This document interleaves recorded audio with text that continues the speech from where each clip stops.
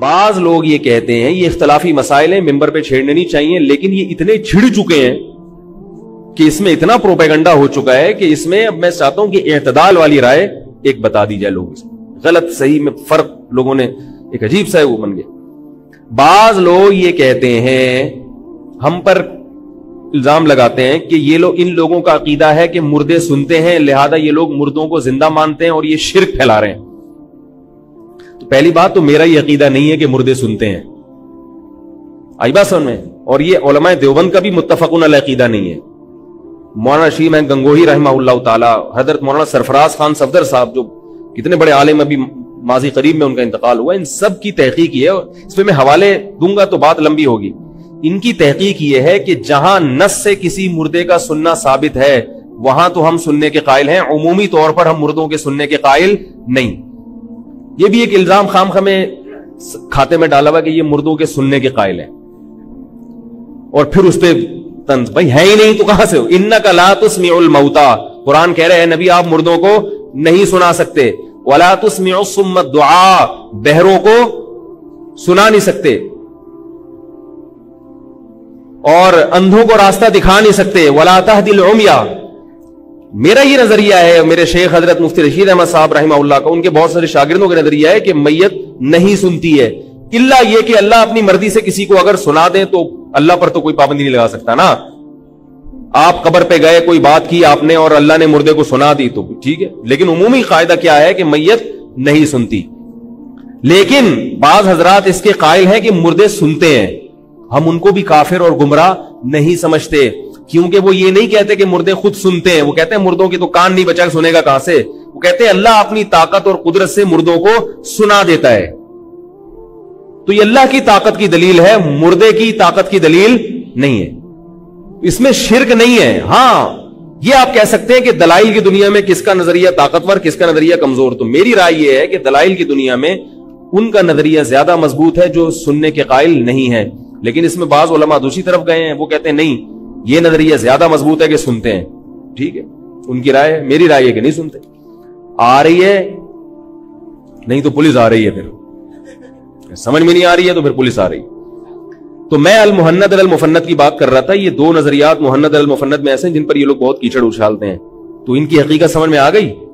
یہ لکھی کیوں گئی، اور اس کا باقی ہمارے جو اصل عقائد ہیں وہ العقیدۃ الطحاویہ میں لکھے ہوئے ہیں، جو بنیادی اسلام کے عقائد ہیں۔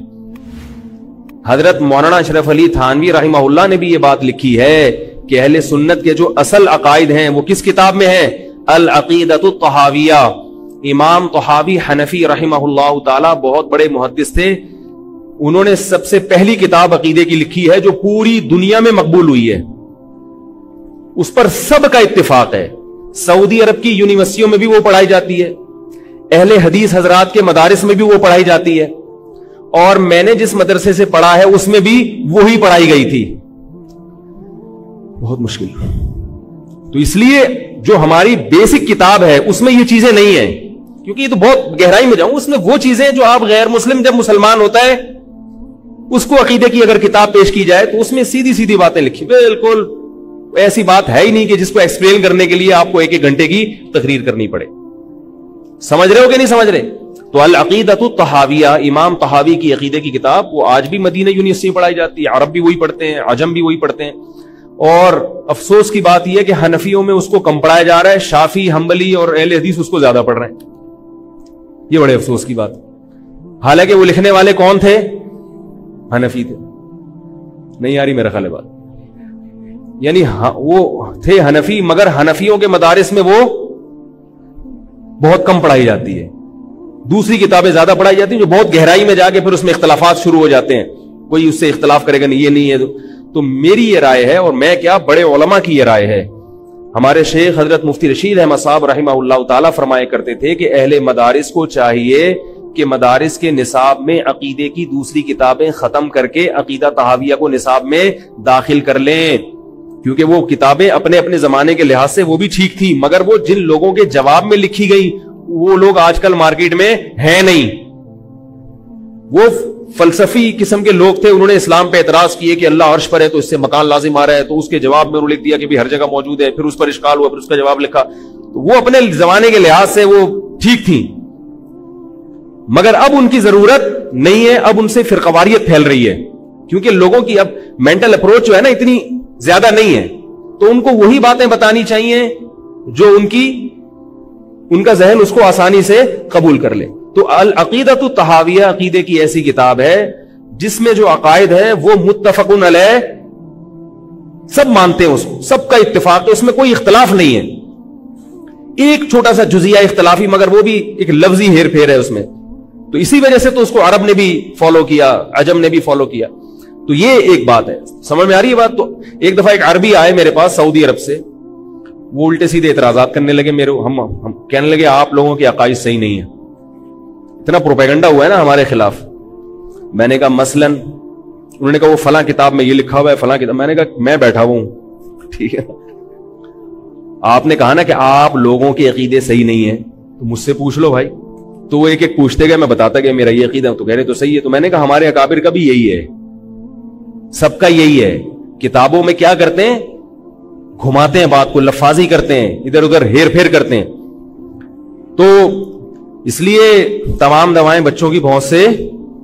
दूर रखें। तो मैं जो असल बात की तरफ आता हूं कि कुछ बुनियादी अकायद हैं जिनमें इख्तिलाफ राय की गुंजाइश नहीं है। वो बुनियादी अकायद को मैं हर एक को बयान करूंगा तो बात लंबी होगी। ईमान मुफस्सल और ईमान मुजमल पढ़ते हैं ना बच्चे, याद करते हैं। अगर आप लोगों ने याद नहीं किया तो किसी मस्जिद की किसी कारी से ईमान मुजमल और ईमान मुफस्सल, अल्लाह का वास्ता, याद करके इस्लाम में दाखिल हो जाओ। सही है ना? वो मुफस्सल और मुजमल ईमान का मतलब वो मुसलमान के वो बेसिक अकायद है जिनके बगैर आप मुस्लिम नहीं हो सकते। तकदीर पर ईमान है, फरिश्तों पर ईमान है, पैगंबरों पर ईमान है, आसमानी किताबों पर ईमान है, ये है बुनियाद, अल्लाह की तौहीद का इकरार है। ठीक है, इनमें अगर अब कोई इख्तलाफ करे, अब कोई साहब कहे कि इस्लामी तालीमात के मुताबिक अल्लाह दो हैं, माज अल्लाह, आपको तैश आ गया, उसको गुस्सा नहीं आ रहा जिसने कहा कि अल्लाह कितने हैं, दो हैं। अब आपको गुस्सा आ गया, कैसी बातें कर रहे हैं भाई? तो कहेंगे गुस्से की क्या बात है भाई, मेरी ये राय है, आपकी ये राय। तो अल्लाह के बंदो, ये इस्लाम पर इल्जाम लग रहा है, इस्लाम की जड़ें खोखली की जा रही हैं।